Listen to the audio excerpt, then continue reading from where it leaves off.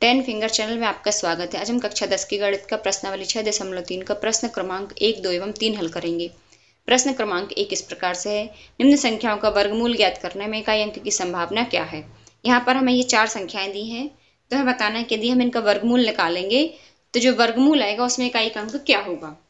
इसके लिए सबसे पहले आप देख लीजिए, ये मैंने यहाँ पर 1 से लेकर 10 तक की संख्याओं के वर्ग निकाल के रखे हैं। वर्गमूल नहीं, ये है इसके वर्ग।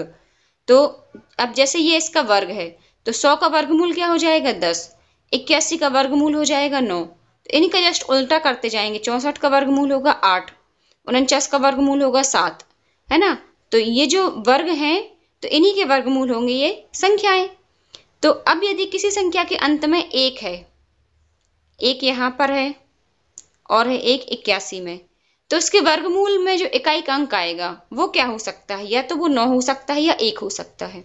बस आपको इतनी चीज समझने की है कि यदि इकाई के अंक में यहाँ पर 1 है, देखिए 81 में आता है 1, तो 81 का वर्गमूल यदि हम निकालेंगे तो 9 आएगा, और 1 का वर्गमूल निकालेंगे तो 1 आएगा। तो वो संख्या चाहे कुछ भी हो। अब ये संख्या है हमारी 9801, अंत में 1 है, तो जब हम इसका वर्गमूल निकालेंगे तो इसके इकाई के अंक में आ सकता है या तो 1 आ सकता है और या फिर आ सकता है 9। यहाँ पर मैंने एक ये सारणी बना ली है, यहाँ संख्याएं लिख ली हैं और यहाँ वर्गमूल ज्ञात करने में इकाई अंक की संभावना लिख ली है। तो ये हमारा आंसर हो जाएगा। अब दूसरे क्वेश्चन में इसको आप अच्छे से फिर से समझ लीजिए। यहाँ पर इकाई का अंक 6। अब देखिए किसी संख्या का वर्ग करने से कहाँ कहाँ पर हमें 6 प्राप्त हो रहा है। एक तो हो रहा है 4 चौको 16 में 6, और एक हो रहा है 6 छंग 36 में 6, और तो कहीं पर 6 नहीं है। तो जब हम 16 का वर्गमूल निकालेंगे तो 4 आएगा, और 36 का वर्गमूल निकालेंगे तो 6 आएगा।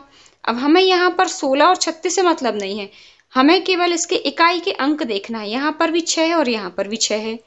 तो यदि कोई भी संख्या का हम वर्गमूल निकालते हैं जिसके इकाई के अंक में 6 है, तो वो संख्या के इकाई के अंक में या तो 4 हो सकता है या 6 हो सकता है। ये बस आपको समझने की बात है यहाँ पर।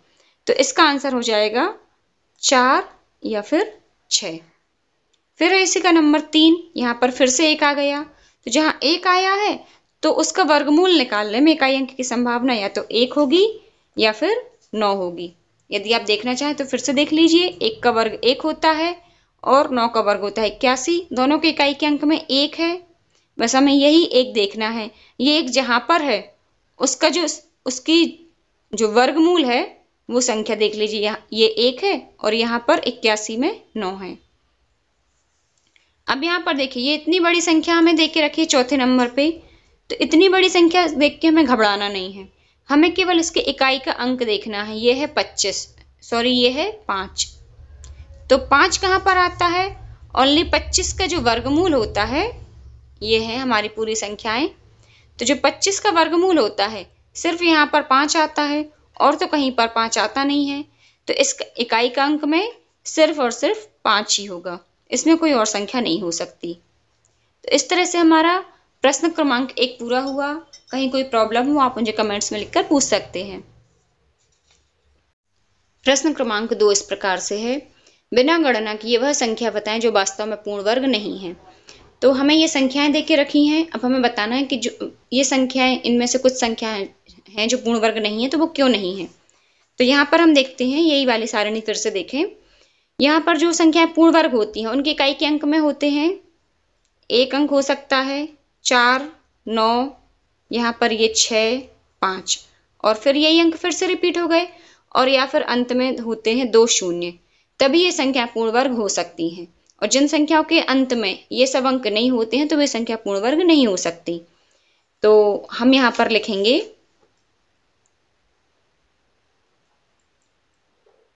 जिन संख्याओं के अंत में, जिन संख्याओं के इकाई के अंक में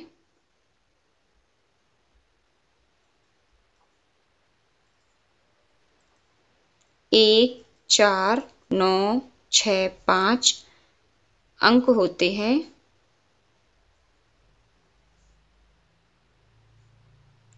या सम संख्या में शून्य होते हैं। अब सम संख्या का चक्कर मैं आपको बता रही हूं,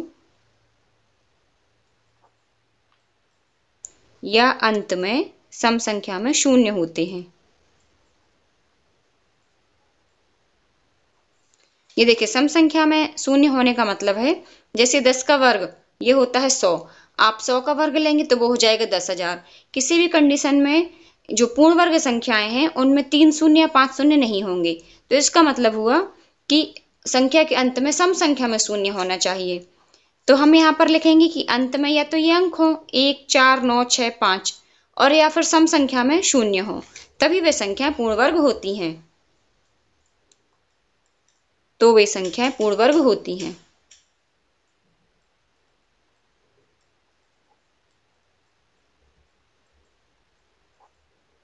अतः 153, 257 और 408 पूर्ण वर्ग नहीं होंगी।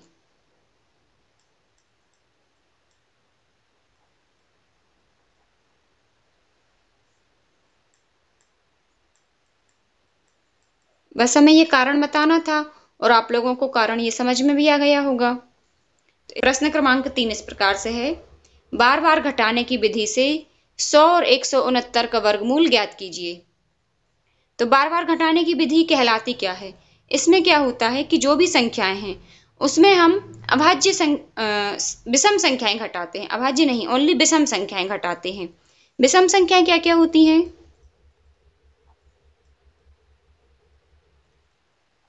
ये होती हैं 1, 3, 5, 7, 9, 11, 13, 15, 17, 19, 23 और भी बहुत सारी विषम संख्याएं, ये सब विषम संख्याएं होती हैं। तो मैंने आपको ये बता दी पहले, अब बस हम इनको घटाएंगे।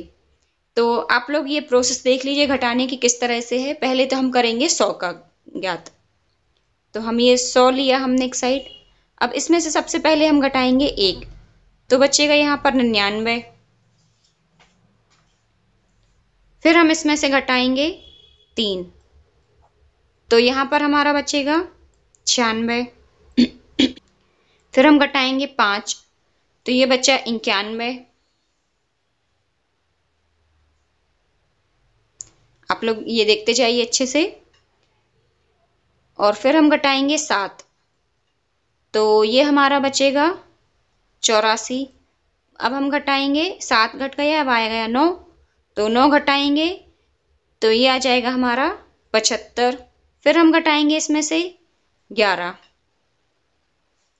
तो ये आ जाएगा हमारा, ये 4 बचा और यहाँ पर बचा 6, 64। फिर हम घटाएंगे 13, 13 घटाएंगे तो आ जाएगा 51। फिर इसमें से घटाएंगे हम 15, तो यहाँ पर बचेगा हमारा शेषफल 36। ये 2 स्टेप छूट गए, आप लोग देख लीजिए। इसमें से हमने घटाया है 13 घटाया और 15 घटाया है, 36 बचा।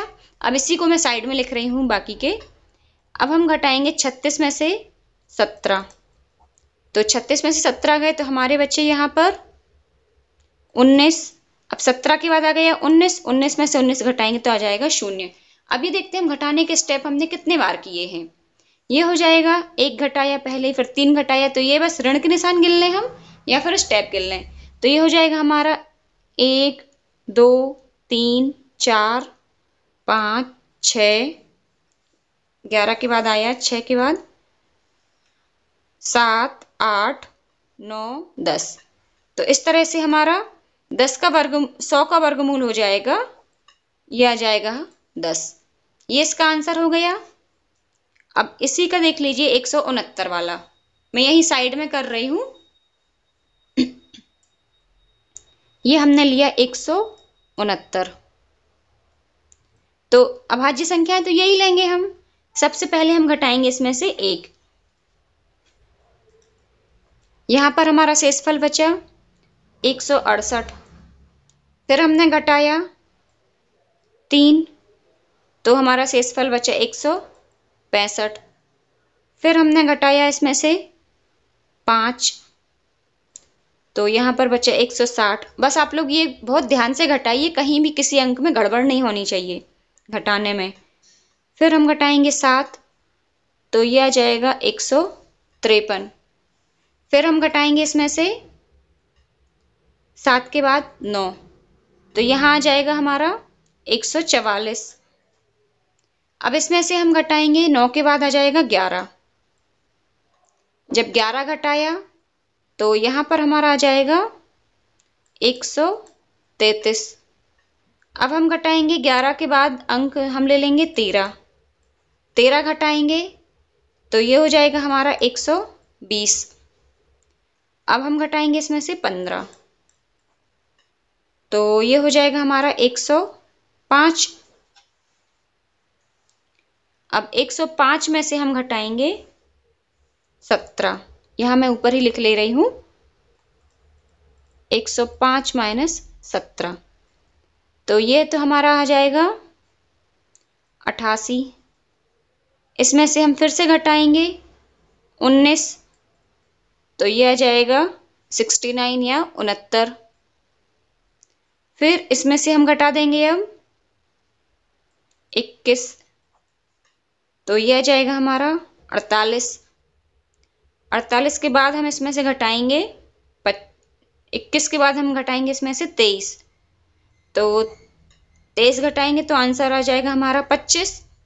अब 25 आ गया, 23 के बाद आता है 25। 25 में से 25 घटाएंगे तो ये आ जाएगा 0। इस तरह से हमारा 169 का जो वर्गमूल है वो हम देखते हैं कितना आया है। ये मैं यहाँ पर एक बॉक्स में बंद कर रही हूँ। यहाँ पर ये आंसर बताना आपको जरूरी है। यहाँ हम सामने इसको गिन भी सकते हैं। ये हम गिन लेते हैं संख्याएं, 1 2 3 4 5 6 7 8 9 10 11 12 और ये 13। तो इस तरह से इसका 169 का वर्गमूल आ जाएगा 13। तो ये हमारे दोनों जगह हो जाएंगे ये आंसर।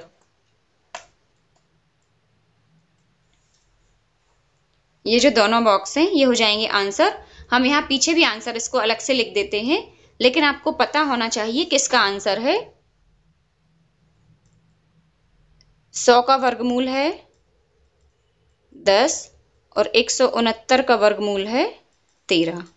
अब देखिए इसका एक और आसान तरीका मैं बताती हूँ। यदि आपको गिनने में कोई गलती हो रही है तो यहाँ पर हमने क्या किए हैं, ये जो अंक है ये हमने लाइन से लिख लिए हैं। ये यहाँ पर जो हमने विषम संख्याएं हैं ये हमने लाइन से लिख ली हैं। ये 1 3 5 7 इस तरह से ये मैंने 23 तक लिखी थी पहले, और हमारा गया है ये 25 तक, तो यहाँ पर मैंने 25 भी लिख ली। अब इन संख्याओं को आप गिन लीजिए। ये जहाँ पर 100 का वर्गमूल तो आ रहा था 10, तो हमने कितनी संख्याएं घटाई थी, 10 संख्याएं, और ये हमने घटाई थी 19 तक। तो आप गिन लीजिए ये 19 तक 10 संख्याएं होंगी, और फिर उसके बाद ये 25 तक हो रही हैं 13 संख्याएं। तो आप यहाँ पर भी गिन सकते हैं और या फिर जहां आपने घटाया उसको गिन सकते हैं। लेकिन आपको ये काम बहुत ही ज्यादा सफाई से और बहुत शुद्धता से करना है, यानी जो घटाने का काम है वो एकदम एक्यूरेट होना चाहिए। तो उम्मीद करती हूँ कि ये तीनों प्रश्न आपको समझ में आ गए होंगे। कहीं कोई प्रॉब्लम हो आप मुझे कमेंट्स में लिख करके पूछ सकते हैं।